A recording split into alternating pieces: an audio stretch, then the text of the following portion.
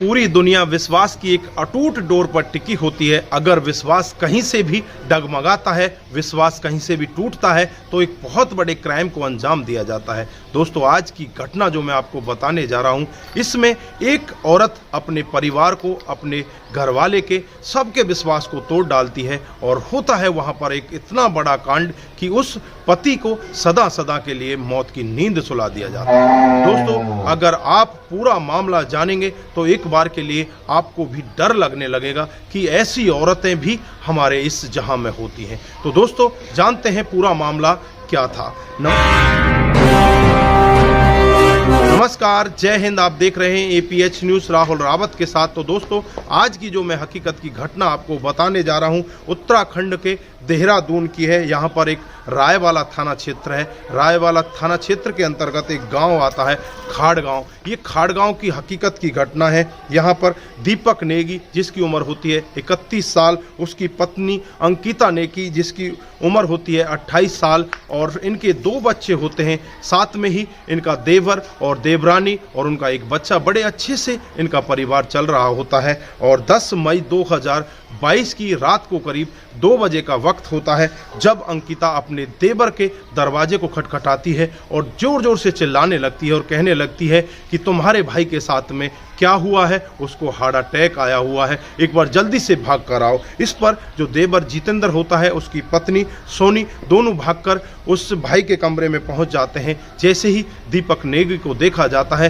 तो उसकी हालत बहुत ही ज़्यादा खराब होती है। उसकी नाक पर एक निशान होता है। अब आनन फानन में ही उसे हॉस्पिटल ले जाया जाता है। रास्ते में जब बात चल रही होती है तो अंकिता कहती है कि इसे हार्ट अटैक आया है, लेकिन जो देवर होता है जितेंद्र, वो उससे कह रहा होता है कि इसे हार्ट अटैक आया है तो इसकी नाक पर कैसे चोट लगी है। अब अंकिता कहती है कि इसकी नाक पर चोट इस वजह से लगी है कि रात को शराब पी कर आए थे और खाना पीना खाकर आराम से सो रहे थे, लेकिन पता नहीं बेड से ये कब जमीन पर गिर जाते हैं और इनकी नाक में चोट लग जाती है। मुझे जब पता चलता है तो ये इस हालत में होते हैं। अब दोनों की बातचीत चलते चलते हॉस्पिटल आ जाता है और हॉस्पिटल में जब उसे भर्ती कराया जाता है तो डॉक्टर उसे देखते ही मृत घोषित कर देते हैं। डॉक्टर भी जब डेड बॉडी को देखते हैं तो एकदम से उन्हें भी शक होने लगता है, जबकि पत्नी उनसे कह रही थी कि इसे हार्ट अटैक आया है, लेकिन उसके चेहरे पर जो निशान होते हैं उन्हें देखकर डॉक्टरों को शक हो जाता है और शक की वजह से वो नजदीकी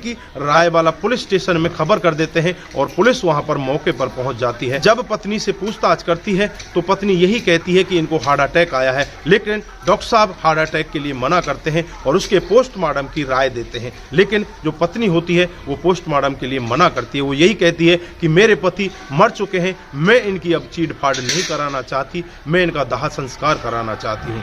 लेकिन जो पुलिस वाले होते हैं वो उस पत्नी को रोक देते हैं और उससे कहते हैं कि इसका पोस्टमार्टम होगा, पोस्टमार्टम के बाद ही पता चलेगा कि हकीकत में हुआ क्या है।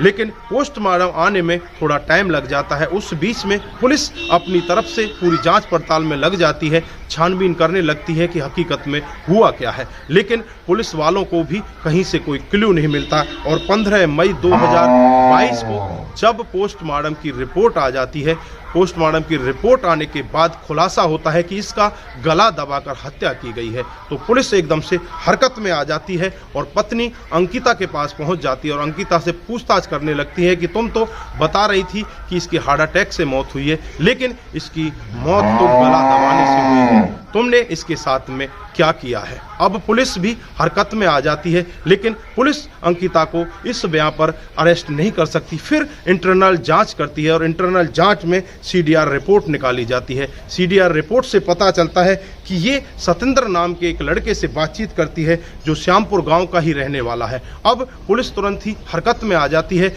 जो श्यामपुर गांव का रहने वाला सतेंद्र होता है उसे गिरफ्तार कर लेती है। उसी के साथ साथ जो अंकिता होती है उसको भी गिरफ्तार कर लेती है और उन दोनों को एक साथ बैठाकर पूछताछ करती है, लेकिन दोनों कुछ भी उगलने का नाम नहीं लेते। अब पुलिस का दिमाग अलग से काम करने लगता है। फिर इन दोनों को अलग किया जाता है और अलग करने के बाद सतेंद्र थोड़ी देर में टूट जाता है और सब कुछ सच सच बयां करने लगता है। सदर बताता है कि साहब, मैं एक फौजी था और 2013 में मैं फौज की नौकरी छोड़कर आ जाता हूं। उसके कुछ दिन बाद ही मेरी पत्नी से तलाक हो जाता है और फिर मैं घरों का ठेका लेने लगता हूं, घर बनाने का ठेकेदार बन जाता हूं। उसके बाद मेरी दूसरी शादी हो जाती है, मेरे बच्चे भी हो जाते हैं। दिसंबर 2021 में मैं दीपक के घर का ठेका लेता हूं, जो कि मुझे 31 लाख रुपए में मिलता है। उसके बाद धीरे धीरे उसके घर को बनाने लगता हूं और घर को बनाते बनाते मुझे भी नहीं पता होता कब मेरी नज़दीकियां अंकिता के साथ हो जाती हैं और धीरे धीरे हम एक दूसरे के